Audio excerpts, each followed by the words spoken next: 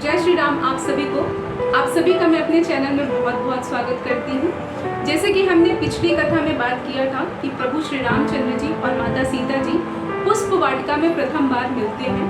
अब कथा में हम आगे बढ़ते हुए बात करते हैं कि विश्वामित्र जी प्रभु श्री रामचंद्र जी से और लक्ष्मण जी से ये बोलते हैं कि आज राजकुमारी सीता जी का स्वयंवर है, तो हमें वहाँ उपस्थित होना चाहिए। ऐसा बोलकर वो दोनों भाई को लेकर जाते हैं। जब गुरुवर और दोनों भाई महल के अंदर प्रवेश करते हैं, तब वहाँ पर हजारों हजार राजा स्वयंवर में भाग लेकर बैठे होते हैं और वहाँ पर प्रभुवर और लक्ष्मण जी इस प्रकार से प्रकाशित होते हैं जैसे अनगिनत तारों के बीच में चंद्रमा प्रकाशित हो रहा होता है। प्रभु श्री राम जी की सुंदरता को देखकर हर कोई मंत्रमुग्ध हो चुका है। लक्ष्मण जी की सुंदरता को देखकर हर कोई मंत्रमुग्ध हो चुका है। जो राजा हरि भजन करने वाले होते हैं, सही मार्ग पर चलने वाले होते हैं, वो मन ही मन यही बोल रहे होते हैं कि राजकुमारी सीता का विवाह श्री रामचंद्र जी के साथ ही होना चाहिए। और जो राजा मन के बहुत कपटी होते हैं, वो मन मन में ही मुस्कुरा रहे होते हैं और उनका उपहास उड़ा रहे होते हैं कि अगर ये राजकुमार धनुष तोड़ भी देते हैं, तब भी इनका विवाह राजकुमारी सीता जी के साथ नहीं होगा। और यहाँ तो बात धनुष तोड़ने की हो रही, जो ये राजकुमार कोमल शरीर वाले कभी नहीं तोड़ पाएंगे। ऐसा कई प्रकार से बातें होती हैं राज्यसभा में। और फिर प्रभु श्री रामचंद्र जी, लक्ष्मण जी और गुरुवर अपने स्थान पर जाकर बैठ जाते हैं।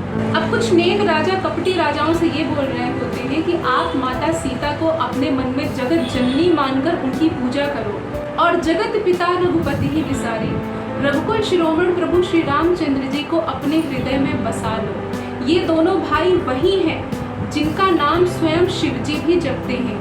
ये वही दोनों भाई हैं जो शिव जी के हृदय में भी वास करते हैं। अब जान सुअवसर सिय तब पठे जनक बुलाई। सुअवसर जानकर जनक जी भी माता सीता जी को वहाँ पर बुलाते हैं, क्योंकि अब स्वयंवर शुरू होने वाला था।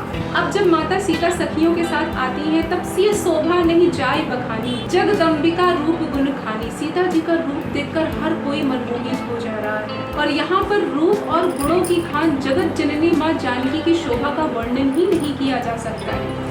इतनी सुशोभित, इतनी शोभायमान माता जानकी लग रही है। माता सीता वही लक्ष्मी जी का अवतार है जिनको प्राप्त करने के लिए जब समुद्र मंथन हो रहा था, तब मंदरांचल पर्वत का भार उठाने के लिए स्वयं श्री हरि विष्णु कच्छप का अवतार लेकर नीचे थे और विषधर वासुकीनाथ रस्सी के समान थे, जिसके माध्यम से देवता और दैत्य समुद्र मंथन कर पा रहे थे। तब उस समुद्र मंथन के दौरान लक्ष्मी जी उत्पन्न हुई थी और उन्हीं लक्ष्मी रूपी सीता माता को त्रेता युग में प्रभु श्री रामचंद्र जी वरने के लिए आए हुए हैं और उस धनुष यज्ञ में स्वयं भाग ले रहे हैं।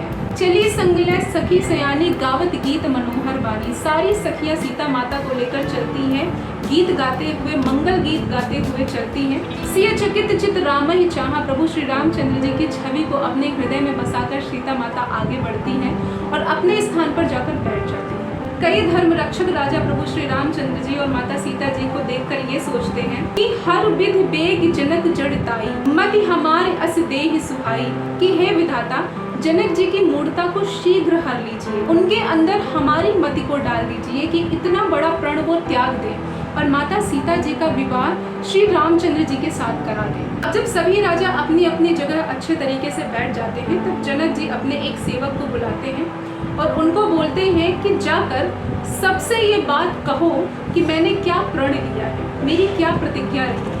तब वो सेवक जाकर नगाड़े के साथ जनक जी के प्रण को सभी राजाओं से बताता है कि आप सभी राजाओं का बल चंद्रमा के समान है और शिव जी का धनुष राहु के समान है, जिसे देखकर रावण और बाणासुर भी चुपके से चले जाते हैं। वो भी इस धनुष को नहीं छूना चाहते। उसी शिव जी के धनुष को इस राज समाज में जो भी तोड़ेगा, वो तीनों लोगों का विजेता माना जाएगा और उसी विजेता को श्री जानकी जी वरण करेगी। ऐसा कहकर वो सेवक हर जगह इस बात को बतलाते हैं। अब ये प्रण सुनकर सभी राजा ललचा उठते हैं कि ये धनुष तो हम ही तोड़ेंगे और सीता जी हमको ही वरेंगी। सभी राजा अपने अपने बल का अभिमान करके अपने इष्ट देवी देवताओं को सर नवाकर आगे बढ़ते हैं, लेकिन किसी से धनुष टस से मस नहीं होता है। अपना अपना सभी बल दिखाते हैं, लेकिन धनुष उठता ही नहीं है। ऐसा करते करते कई सारे राजा अपने बल की परीक्षा देने के लिए उठते हैं, लेकिन सभी वहाँ पर परास्त हो जाते हैं।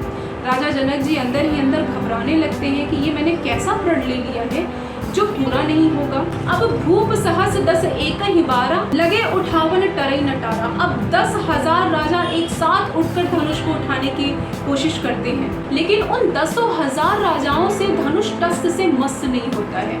ये देखकर भी राजा जनक जी बिल्कुल हताश हो जाते हैं, निराश हो जाते हैं। जनक जी बोलते हैं कि अगर मैं अपना प्रण छोड़ता हूँ तो मैं पुरी जाना चाहूँगा और मेरे प्रण की वजह से मेरी कन्या कुमारी ही रह जाएगी। अगर मुझे पता होता कि हमारा देश वीरों से शून्य है, खाली है, तो मैं ऐसा प्रण कभी नहीं लेता।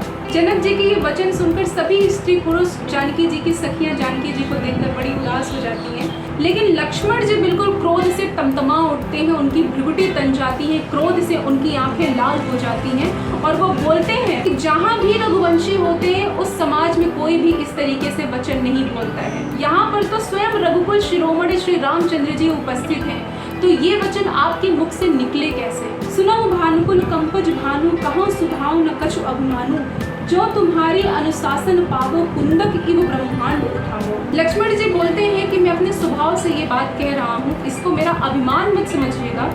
अगर मैं चाहूँ तो इस ब्रह्मांड को एक गेंद की तरह अपने पैरों में उठाकर फेंक, काचे घट जिव डारो फोरी, कच्चे घड़े के समान में फोड़ सकता हूँ। और बोलते हैं कि हे भगवान, आपके प्रताप की महिमा से ये धनुष तो कोई चीज ही नहीं है।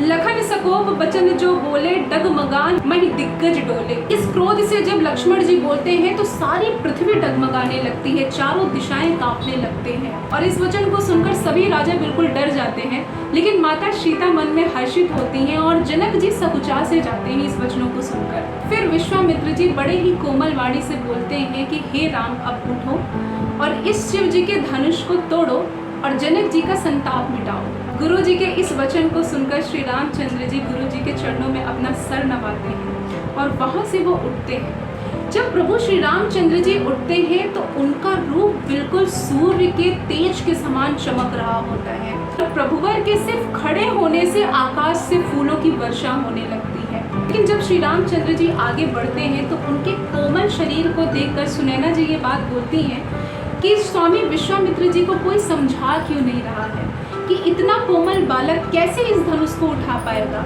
ये उपहास का पात्र क्यों बना रहे हैं। ऐसे करके वो बहुत सारी बातें करती हैं और कई सखियां हंसती भी हैं इस बात पर, लेकिन एक सखी बोलती है कि आप बिल्कुल चिंतित मत होइए, जो आपको कमज़ोर दिखता है वो ज़रूरी नहीं है कि वो कमज़ोर हो। कहाँ घड़े से उत्पन्न होने वाले अगस्त मुनि और कहाँ अथाह सागर, जिसको अगस्त मुनि ने एक झटके में ही सोख लिया था। जहाँ पर सूर्य मंडल देखने में बहुत छोटा लगता है लेकिन तीनों लोकों के अंधकार को मिटाता है, उसी प्रकार से आप देख लीजिएगा धनुष को श्री रामचंद्र ही तोड़ेंगे। अब ऐसा करके प्रभु श्री रामचंद्र जी शिव जी के धनुष के पास पहुँचते हैं और उनको सर नवाते हैं, प्रणाम करते हैं और धनुष को इस प्रकार से देख रहे होते हैं जैसे पक्षीराज गरुड़ किसी सर्प को देख रहा होता है और वो मुस्कुरा रहे होते हैं। अब आगे की कथा में हम बात करेंगे कि किस प्रकार से माता जानकी, माता सीता भगवान को मना रही होती हैं कि धनुष के भार को कम कर दीजिए और किस प्रकार से प्रभु श्री रामचंद्र जी धनुष की प्रत्यंशा खींचते हैं और धनुष तोड़ते हैं। तो मैं आशा करती हूँ कि आज की कथा आप सभी को पसंद आई होगी। अब हम मिलेंगे अपने आने वाली कथा में, तो आज के लिए जय श्री राम।